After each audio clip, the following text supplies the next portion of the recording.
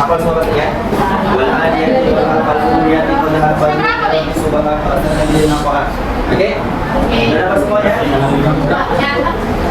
Surah Al-Hadiyat kalau nggak salah. Iya, satu ya. Ya. Kita bacakan dari awal sampai habis. Terakhir kita tutup dan melepaskan Subhanallahul Azim. Kita mulai dengan ta'awuz. A'udzu billahi minasyaitonir rajim. Bismillahirrahmanirrahim. Wal adiyati dhabhan fal muriyati qadhan wal mughirati subhan fasalna.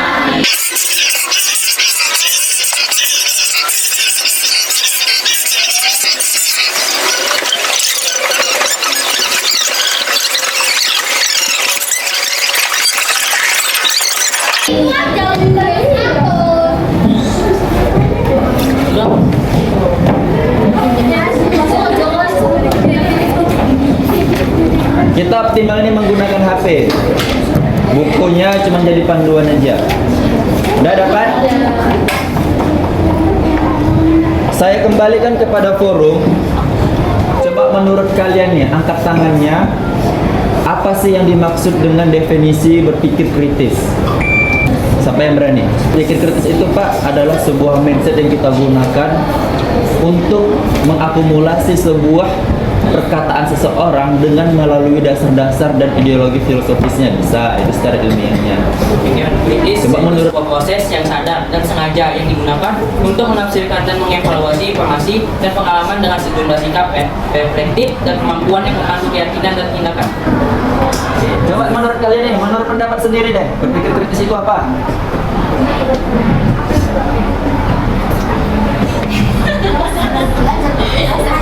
Ya, prosesnya udah apa kan? Berpikir dengan jernih, boleh kita terima semua ya.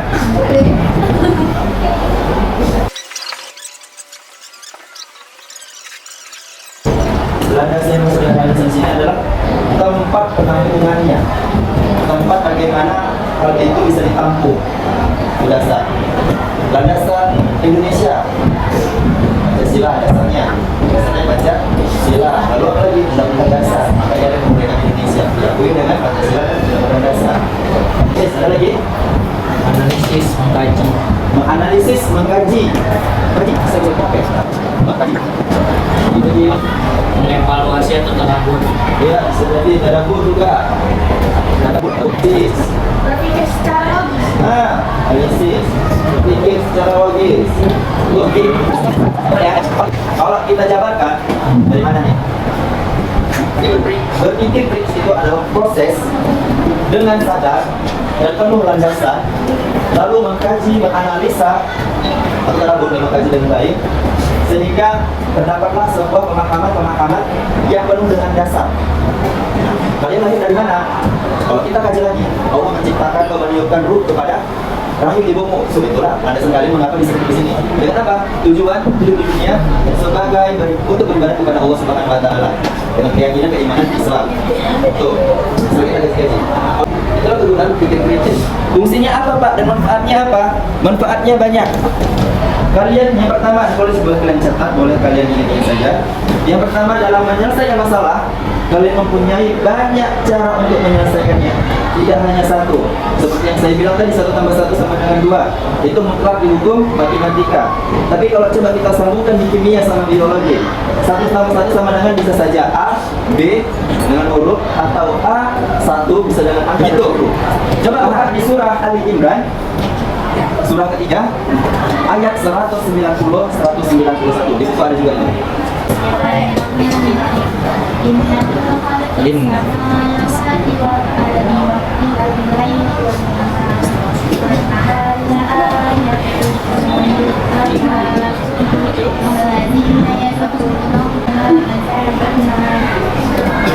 Alhamdulillahirabbil alamin.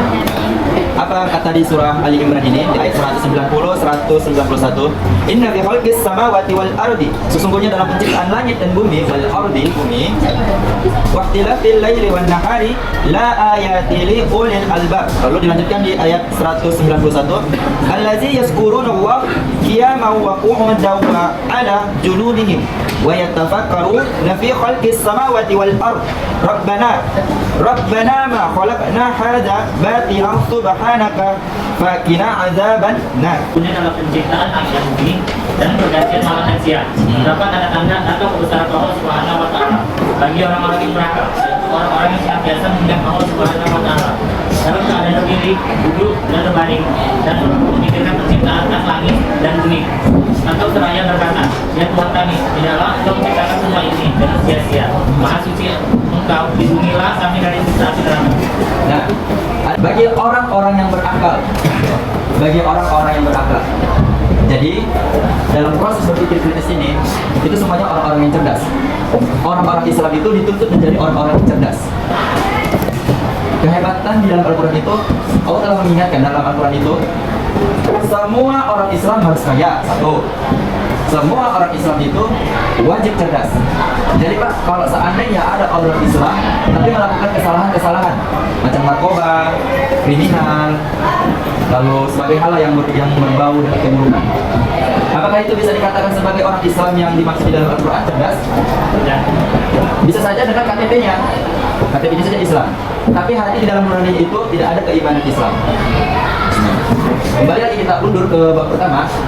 Maka pada akhir zaman nanti sebelum kiamat tiba akan kusisikan orang-orang yang penuh dengan dosa.